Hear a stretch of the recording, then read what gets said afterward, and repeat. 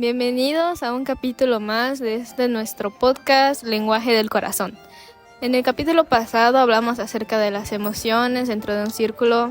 como es la familia. Hablamos de la regulación de estas mismas, por lo que vamos a seguir este tema de la familia y ahora vamos a hablar acerca de la violencia y la agresividad, así como cómo prevenir conductas violentas y, de nuevo, la regulación de emociones dentro de estas mismas. Primero tenemos que saber cuál es la diferencia entre los patrones que son de violencia y la agresividad. Para esto le voy a ceder la palabra a mi amiga José. Bueno, pues el principal factor que podemos identificar entre la violencia y la agresión es que la agresión son acciones que se realizan espontáneamente, o sea que realizamos y muchas veces no nos damos cuenta que pueden dañar a esta persona, pero pues a final de cuentas sí la dañan. Y la violencia es pues ya algo más planeado, algo más planificado que sucede con toda la intención de lastimar a una persona. ¿Tú qué opinas de esto, Jimenita? Pues todo esto lo podemos relacionar más o menos al contexto familiar, pues muchas veces nuestra familia tiende a realizar comentarios que pueden herir o lastimarnos, o incluso con los hermanos o primos podemos de cierta forma tratarnos bastante rudamente, provocando algunos golpes, aunque no sean intencionalmente, pero eso puede lastimar a las demás personas. Dentro de la violencia o agresión familiar no solo encontramos la violencia que es física o psicológica, sino que también entra un aspecto más amplio como lo puede ser la violencia o abuso infantil y la violencia económica. Algo que me llamó la atención de lo que comentaste fue la violencia económica, que yo de hecho nunca había escuchado de ello y creo que no resuena tanto porque está muy normalizado. Por ejemplo, esos castigos que le dan a los hijos, los papás, cuando están enojados con ellos de que pues no te voy a dar dinero porque hiciste algo malo, cuando en realidad no hay necesidad, no hay carencias en esa familia. Pues un ejemplo fue lo que ya había platicado en el capítulo anterior del podcast, que había dicho que surgió un problema en mi contexto familiar, en donde me restaban dinero de lo que me debían de dar de mi semana, sin realmente yo merecerlo, por decirlo así. Aunque en realidad es un tipo de violencia, ya que pues ellos tenían problemas entre ellos y como desquite, pues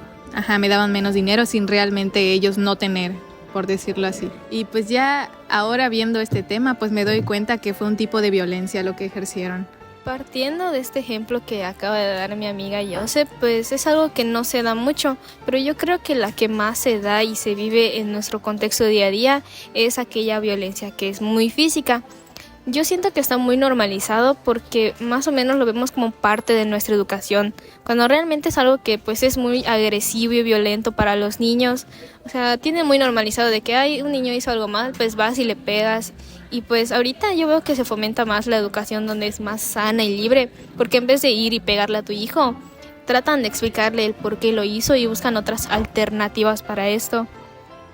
Es un ejemplo que ves diario con los niños, que cuando hacen tipo un berrinche o quieren algo, que pues ellos realmente no saben cómo regular esa emoción de su llanto o enojo, entonces ellos lo sienten mucho y muchas veces los padres lo minimizan porque sienten como que pasan vergüenza o algo así, que es algo que no debería de ser, porque deben de validar las emociones de sus hijos y saber cómo abordarlas sin que ellos también tomen una conducta violenta y todo. Entiendo que muchas veces se puede dar porque en su educación así fue, ellos están repitiendo un patrón de conductas dentro de pues su misma educación, que es lo que ellos hacían, de que si lloraban o tenían la mínima emoción, a ellos los golpeaban, pero ahorita se debe fomentar más de cero violencia hacia los niños porque es algo que realmente les puede afectar mucho. No cuántas familias se han separado porque sienten que sus papás no los apoyaban, no eran muy agresivos con ellos y realmente vivieron muy mal en una familia que ahora quieren ser parte de otra para sentirse ya más libres. Necesitan buscar más opciones de otro tipo de contextos. Ya no se sienten bien en su familia porque realmente nunca vivieron en un entorno que sea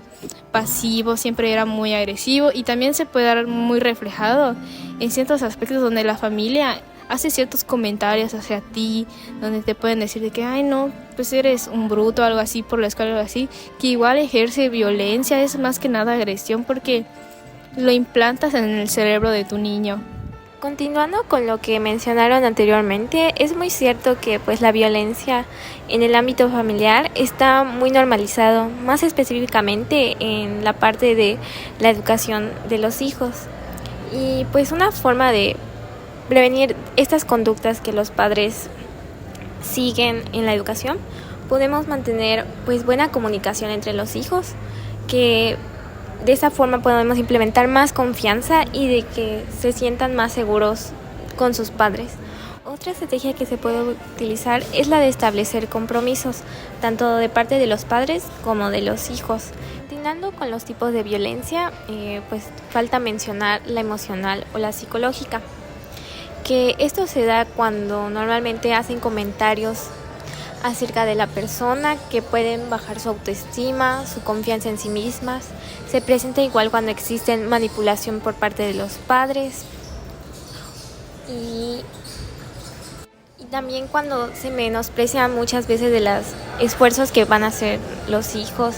por ejemplo al esforzarse en sacar alguna calificación o no cumplir con los estándares que ellos esperan de los hijos. Esto puede ocasionar en las víctimas de esa violencia ciertos problemas relacionados con la ansiedad, depresión, baja autoestima, incluso falta de confianza en uno mismo. Y sí, retomando todo lo que dijeron mis compañeras anteriormente, es muy triste todo esto, y más cuando las personas pueden minimizar sus actos de agresión y violencia. Relacionándolo un poco más a otras cosas, siento que los patrones de conducta encajan muy bien en esto, ya que nosotros como personas podemos sacar conclusiones sobre cómo actuar para alejarnos de situaciones desagradables y estar en condiciones de mayor bienestar. Y esos patrones se forman a partir de experiencias cotidianas, las emociones y las decisiones que tomamos como persona. Y siento que adentro de los tipos de agresión y violencia pueden diferenciarse entre sus grados, porque no es lo mismo que yo me pueda reír de algo o de algo que pasó o dañar psicológicamente y físicamente a una persona. Y siento que ahí entrarían más las instituciones